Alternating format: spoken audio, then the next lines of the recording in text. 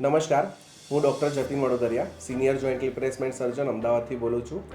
ભારતમાં ઘૂંટણના ઘસારાના દર્દી કેમ વધારે છે?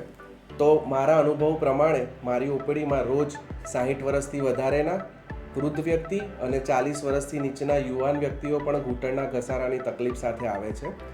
ભારતમાં લગભગ 15 કરોડ લોકો ઘૂંટણના ઘસારાથી પીડાય છે અને એ યુરોપિયન અથવા તો અમેરિકન પોપ્યુલેશનથી 15 ગણું વધારે છે.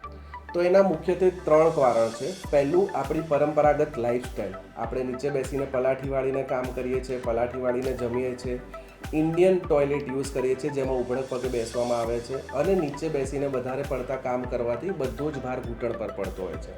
બીજું કારણ, ભારતીય સ્ત્રીઓમાં 90% કેસીસમાં કેલ્શિયમ અને વિટામિન ડીની ઉણપ હોય છે અને એના લીધે હાડકાં બરડ બળે છે, નબળા પડે છે અને ઘસારો વધી જતો હોય છે.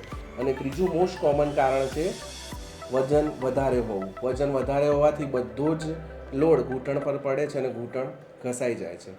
તો જ્યારે પણ ઘૂંટણના ઘસારાની તકલીફ વધે, પગમાં સોજો આવે, ચાલવામાં તકલીફ થાય, સીડી ચડવા ઉતરવામાં તકલીફ થાય, તો તુરંત ડૉક્ટરની સલાહ લેવી જોઈએ, એની તપાસ કરાવવી જોઈએ, એનું નિદાન કરાવવું જોઈએ અને એ પ્રમાણે એની સારવાર શરૂ કરીએ તો આપણે ઘૂંટણના ઘસારાને બચાવી શકીએ છીએ અથવા તો ઘૂંટણનો સાંધો સારી કન્ડિશનમાં રાખી શકીએ છીએ.